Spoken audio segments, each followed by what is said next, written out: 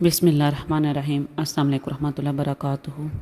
آج میں آپ کو فاطمہ رضی اللہ تعالیٰ عنہا خاتون جنت کی چادر کا واقعہ اور ایک یہودی کے اسلام قبول کرنے کا واقعہ آپ کے ساتھ شیئر کر رہی ہوں، اس لیے ویڈیو کو آپ اینڈ تک دیکھیے گا۔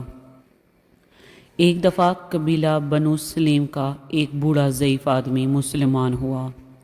حضور اکرم صلی اللہ علیہ وسلم اسے دین کے ضروری احکام اور مسائل بتا رہے تھے، تو آپ نے اسے پوچھا کہ تیرے پاس کچھ مال بھی ہے؟ اس نے کہا خدا کی قسم، بنی سلیم کے 3000 آدمیوں میں سب سے زیادہ غریب اور فقیر میں ہی ہوں۔ حضور اکرم صلی اللہ علیہ وسلم نے صحابہ کی طرف دیکھا اور فرمایا، تم میں سے کون ہے جو اس مسکین کی مدد کرے گا؟ حضرت سعد بن عبادہ رضی اللہ تعالیٰ عنہ اٹھے اور کہا، یا رسول اللہ صلی اللہ علیہ وسلم، میرے پاس ایک اونٹنی ہے جو میں اس کو دیتا ہوں۔ حضور اکرم صلی اللہ علیہ وسلم نے پھر فرمایا، تم میں سے کون ہے جو اب اس کا سر ڈانگ دے؟ حضرت علی بن ابن طالب اٹھے اور اپنا امامہ اتار کر اس عربی کے سر پر رکھ دیا۔ پھر حضور اکرم صلی اللہ علیہ وسلم نے فرمایا، کون ہے جو اس کی خوراک کا بندوبست کرے؟ حضرت سلمان فارسی نے عربی کو ساتھ لیا اور اس کی خوراک کا انتظام کرنا نکلے۔ چند گھروں سے دریافت کیا لیکن وہاں سے کچھ بھی نہ ملا۔ پھر حضرت فاطمہ الزہرا رضی اللہ تعالیٰ عنہا کے مکان کا دروازہ کھٹکھٹایا، پوچھا کون ہے؟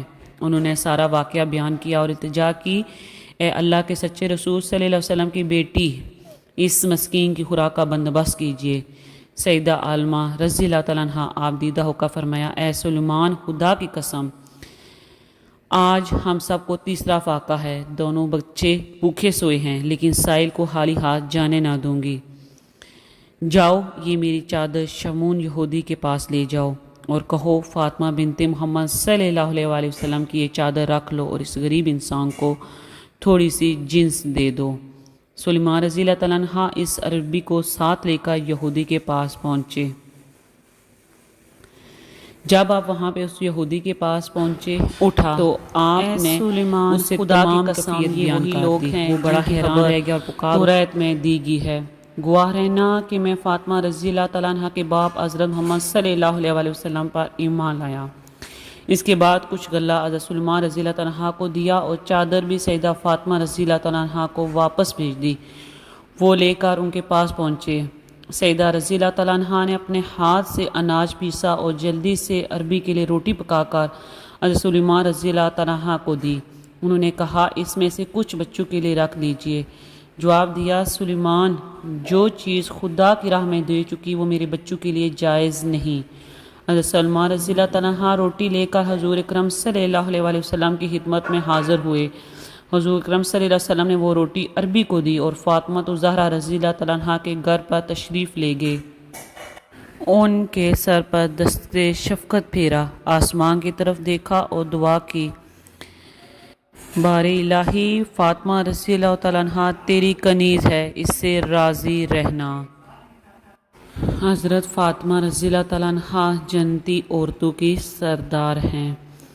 یہ اپنے ہاتھ سے چکی پیسا کرتی تھی، اپنے ہاتھ سے تمام کام کیا کرتی تھی، جنتی عورتوں کی سردار ہیں۔ ان کی اجازت کے بغیر کوئی عورت بھی جنت میں داخل نہیں ہو سکتی۔ حضرت فاطمہ الزہرا رضی اللہ عنہا کی چادر، جس کا واقعہ میں نے آپ کے ساتھ بیان کیا، یہ کوئی عام چادر نہیں تھی، یہ وہ چادر ہے جو نبی پاک صلی اللہ علیہ وآلہ وسلم نے حضرت فاطمہ الزہرا رضی اللہ عنہا کو شادی میں ان تحفہ دی تھی، اور جس یہودی کے پاس آپ نے چادر مبارک بھیجی کہ اس کو سیل کر کے وہ اس سے غلہ لے لیں، وہ اپنی کتاب توریت اٹھا کر لے آیا، کیونکہ اس واقعے کا ذکر وہاں پہ موجود تھا کہ کیسے سخاوت والی آخری نبی کی امت میں سے ایک بیٹی ان کی آئے گی، نبی پاک صلی اللہ علیہ وسلم کی بیٹی آئے گی جو اتنی سخاوت والی ہوگی کہ جس کے گھر میں کچھ بھی نہیں ہوگا اور وہ اپنے سر مبارک کی چادر دے کر غلہ خریدے گی۔ کروڑوں بار، ہزاروں بار درود و سلام ان مبارک ہستیوں پر، اور اللہ تعالیٰ سے دعا ہے کہ اللہ تعالیٰ ہمیں حضرت فاطمہ الزہرا رضی اللہ تعالیٰ عنہا کی کنیزوں میں اپنا شمار کرے۔ اور اللہ تعالیٰ سے دعا ہے قیامت کے روز ہم حضرت فاطمہ الزہرا کی چادر کے سائے میں ہوں اور ان کی کنیزوں میں ہمارا شمار ہو۔ اللہ تعالیٰ ہمیں بھی شرم و حیا کا پیکر بنائے۔